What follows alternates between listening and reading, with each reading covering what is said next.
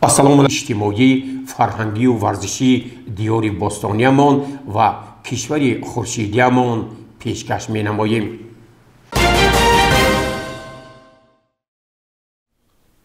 ба муносибати 31-умин солгарди рӯзи таъсиси Қувваҳои Мусаллаҳи Ҷумҳурии Тоҷикистон, намояндаи мақомоти иҷроии ҳокимияти давлатии вилояти Суғд Маъруфҷон Шарифиён ва раиси шаҳри Панҷакент Холиқзода Абдухолиқ аскарону сарбозони қисми ҳарбии 05-170 шаҳри Панҷакентро бо ин рӯз табрик намуданд. Намояндаи мақомоти иҷроии ҳокимияти давлатии вилояти Суғд паёми табрикии раиси вилояти Суғд, муовини аввали раиси Маҷлиси Миллии Маҷлиси Олии Ҷумҳурии Тоҷикистон Раҷаббой Аҳмадзодаро ба муносибати рӯзи Қувваҳои Мусаллаҳи Ҷумҳурии Тоҷикистон ироа намуда қайд кард ки ташкили Қувваҳои Мусаллаҳ дар қатори муваффақиятҳои дигари даврони соҳибистиқлолии ватани маҳбубамон дастоварди муҳими давлатсозӣ ва таҳкими истиқлол буда, тавассути он ҳифзи тамомияти ҳудудии давлат ва сулҳу ваҳдати миллӣ имконпазир гардид.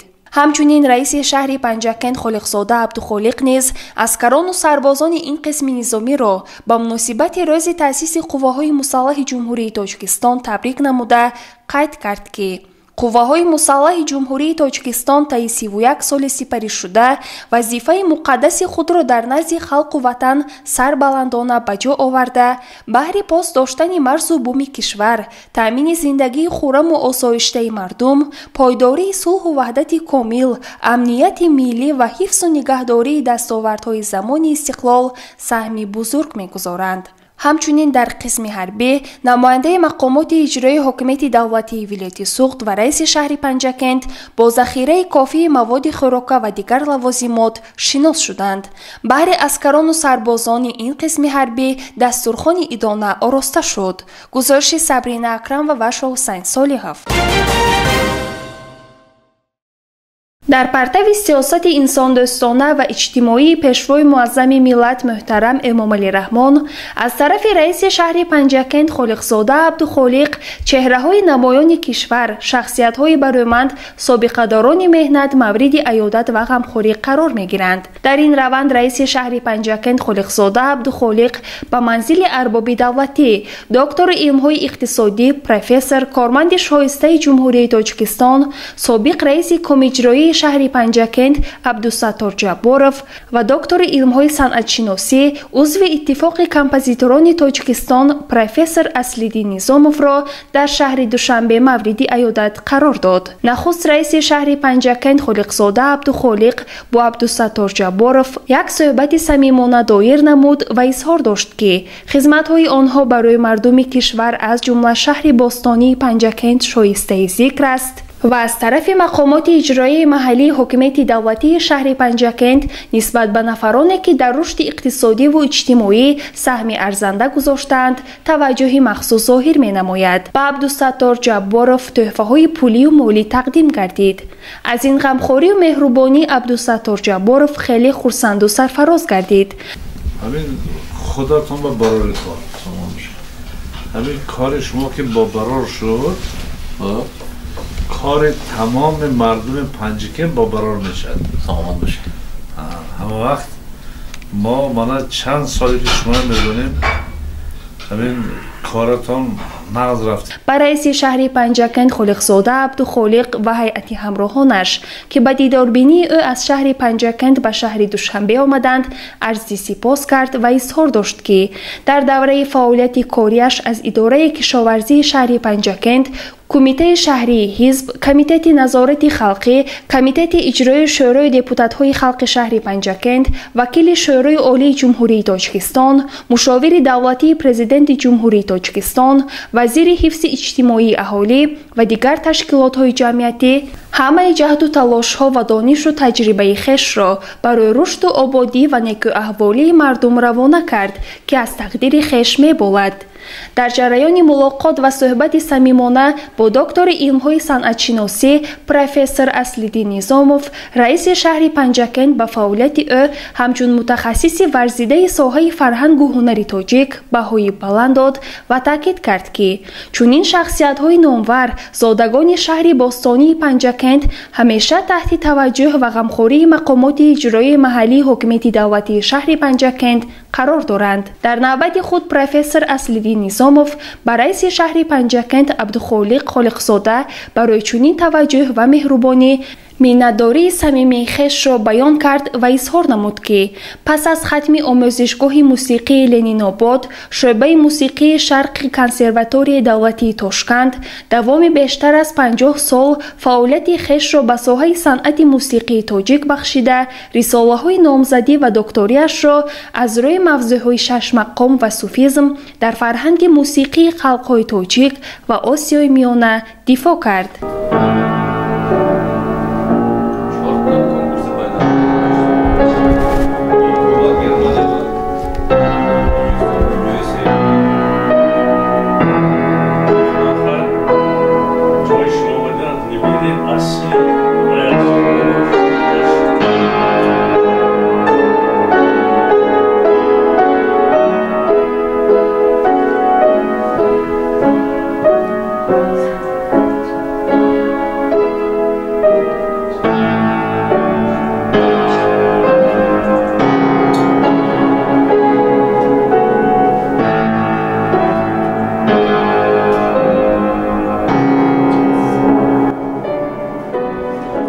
мавриди зикр аст, ки айёдати шахсиятҳои шинохта Абдусаттор Ҷабборов ва Аслиддин Низомов барои эҳтиром гузоштан ба чунин шахсиятҳои намоён ва тарбияи наслҳои имрӯза аҳамияти басо калон дорад. дар ҷараёни айёдати шахсиятҳои шинохта сокинони шаҳри Душанбе, раиси шаҳри Панҷакент Холиқзода Абдухолиқро муовини директори корхонаи воҳиди давлатии бозори деҳқонии шаҳри Душанбе Мастон Шарипов ҳамроҳӣ намуда ба раиси шаҳри Панҷакент барои таваҷҷӯҳу ғамхорӣ нисбат ба собиқадорони меҳнат сокинони шаҳри Душанбе арзи сипос намуд.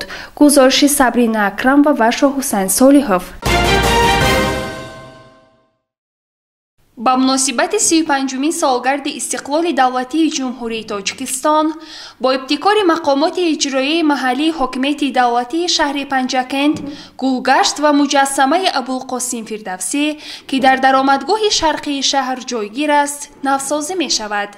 طبق لایحه انگاروی ساختمان باغ فرهنگی و فراغتی ابوالقاسم فردوسی در برش خیابان رودکی و کوچه سعدی شیرازی شهر در مساحت 7600 متر مربع با طرح نو پیش بینی شده به نظر چون اسباب موسیقی تار می نماید. باغ از میدان پذیرایی آغاز شده، بینندگان به آن توسط دروازه محتشم با بلندی 8 و درازی 14 متر که با اسلوب معماری ملی و ستونپایه‌های بزرگ مرمرین، نقش و آرایش ملی، نمای مجسمه‌های پهلوانان داستان‌های بی‌زوال شاهنامه آرا داده می‌شود، وارد می‌شوند. در قسمت بالای دروازه نوشتجات باغ ابوالقاسم فردوسی با حروف تاجیکی کریلی و فارسی حکاکی می شود. راهروی اساسی باغ با پهنایی 8 متر و درازی 75 متر با نقش و نگار ملی از سنگ‌های آرایشی وطنی از درآمدگاه باغ تا میدان گلچینی می شود. در لایحه بنیاد میدان دوره‌شکل با حدود 30 متر و ستون‌های گرانحجم بالاردار با رویپوش از سنگ‌های مرمرین وطنی به نظر گرفته شده است. بالاتر از میدان مجسمه ابوالقاسم فردوسی با بلندی 5.5 متر قامت می‌افرازد. بلندی زیرپایه مجسمه 6.2 متر بوده، در پهنایی 3.4 متر با ستون‌های زیبا با طرح تاریخی و نوشتجات ابوالقاسم فردوسی با 2 زبان پیش بینی گردیده است. در پس مجسمه دیوارنگاره‌ها با بلندی مختلف از 2.5 تا 3.5 متر با درازی 34 متر بریلیف نگاره‌ها از نمونه‌های صحنه‌های داستان بی‌زوال شاهنامه و اشعار شاعر درج می‌شوند. از قسمت چپ مجسمه از رمز رستم با سهراب از داستان همنام شاهنامه گذاشته. در قسمت دیگری باغ 2 هیکل اسب سمند چون تمثال اسبی رخش و دیگر اسبان جنگی در این اثر بی‌زوال تصویر شده گذاشته می شوند. در اطراف مجسمه فواره‌های زیبا با نشستگاه‌های چوبین و مرمرین و صحبتکده بزرگ مرمرین برای قرائت شاهنامه یعنی شاهنامه خوانی به نوبت گرفته شده است.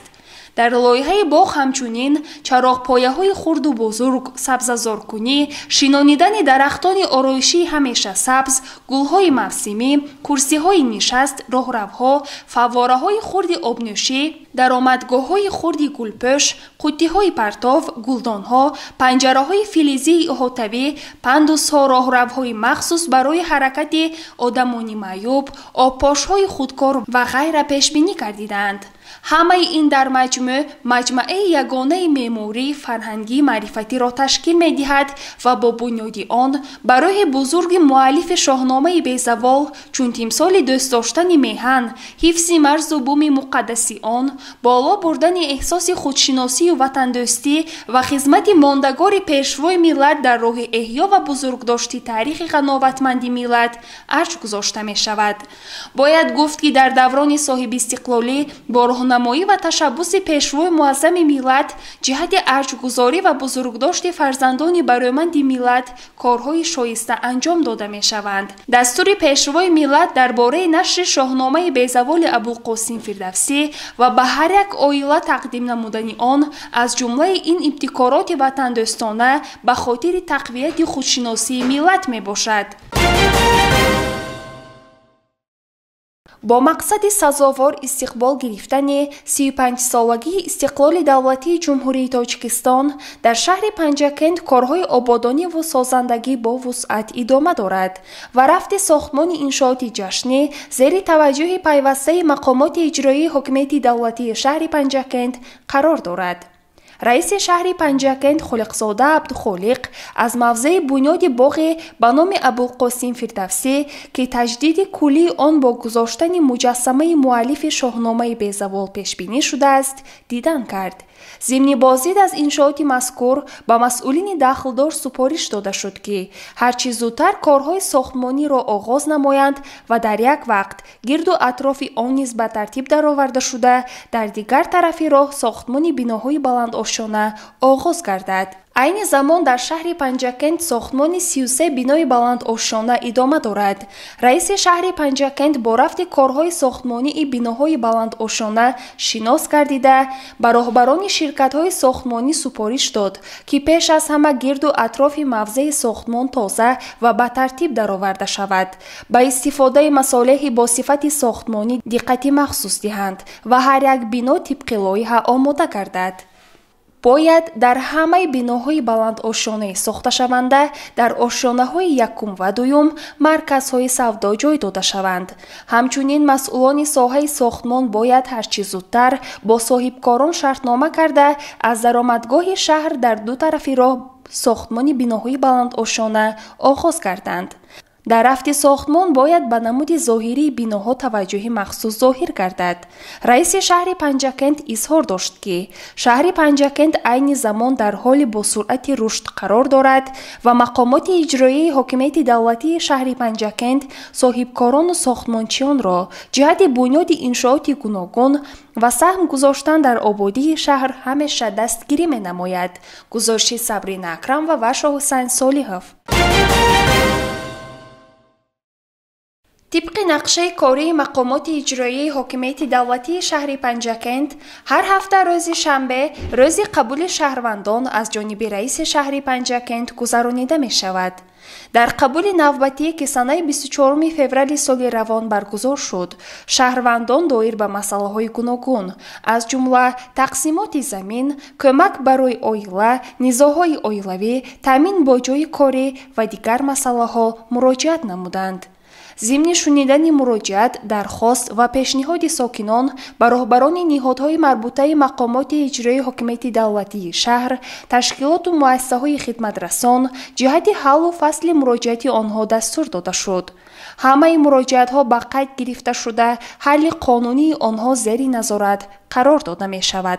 گزارش صبرین اکرم و شهباز قربانوف.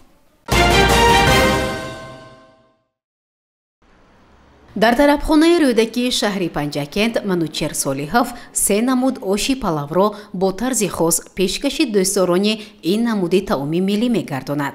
Дӯстдорони оши палав метавонанд ҳар рӯз аз тарабхонаи рӯдаки дилхоҳ намуди оши палавро бо нархи дастрас харидорӣ ва истеъмол намоянд. ман Файзлузода Фирдавс ҳастам. мо тасмим гирифтем ҳамин тарабхонаи рӯдакӣ пеш ба тӯи маъракаҳо хизмат мерасонидан. мо тасмим гирифтем ки рӯзона ҳаминҷа ош ташкил кунем, 3-4 намуд ошҳои порсавой барои мардум пешкаш намоем. дар бегоҳ шашликҳои болаззат ташкил намоем, барои мардум хизмат расонем. ҳаминҷа зиёда аз 10 нафарро ба кор гирифтем ки соҳиби кор шуданд. мақсад дар оянда бо пештар кунем, пешкаши мардум хизматрасонии мардум ва хубтару беҳтар кунем ки бар мардум осонтар гардад. бояд гуфт ки ошпаз Манучер Солиҳов ҳарчанд ҷавон бошад ҳам, лекин яке аз авлоди ошпазони беҳтарину номвари шаҳру деҳоти Панҷакент мебошад. бобои Манучеҳро мардум бо номи Амаки Мелики ошпаз мешиносанд. пас аз ин бармеояд ки Манучер Солиҳов мисли бобову амакҳояш яке аз ошпазони номист.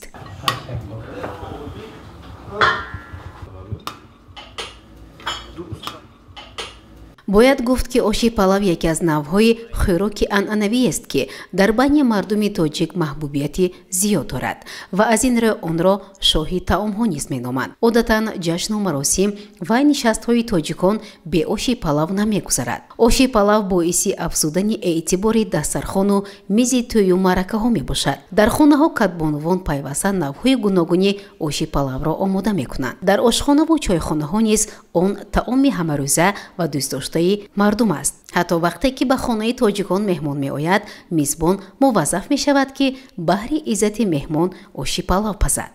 ёдовар мешавем ки дӯстдорони яке аз таомҳои миллӣ оши палав метавонанд аз тарабхонаи рӯдакӣ воқеъ дар рӯбарӯи донишкадаи омӯзгории Тоҷикистон дар шаҳри Панҷакент омада харидорӣ ва истеъмол намоянд.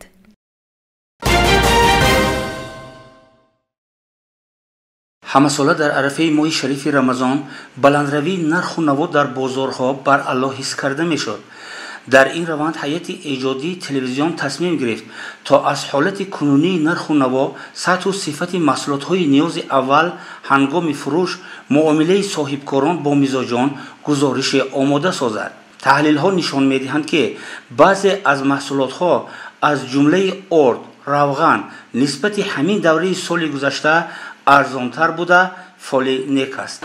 ман соҳибкор Фуқат Қосимов, райисанди бо тоҷик матлуботи шаҳри Панҷакент. нархҳо ҳозира нисбат ба солҳои гузашта анча арзон. ордо 280-290 баланд аст, то 270 сум ҳаст.